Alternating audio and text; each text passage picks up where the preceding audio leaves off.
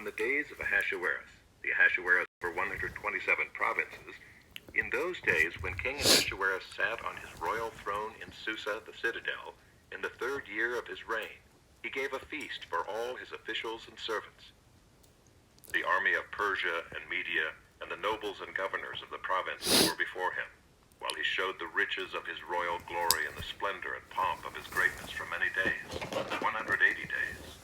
And when these days were completed, the king gave for all the people present in Susa, the citadel, both great and small, a feast lasting for 7 days in the court of the garden of the king's palace.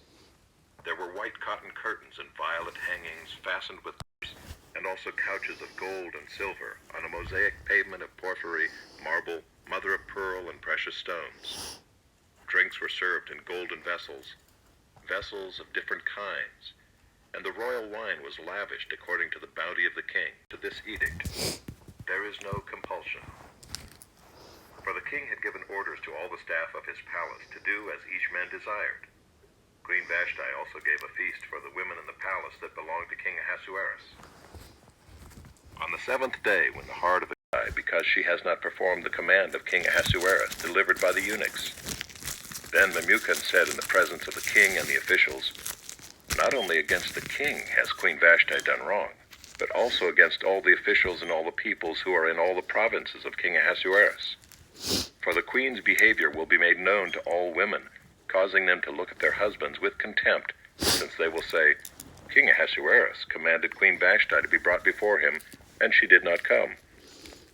This very day the noble women of Persia and Media, who have heard of the queen's behavior, will say the same to all the king's officials, and there will be contempt and wrath in plenty.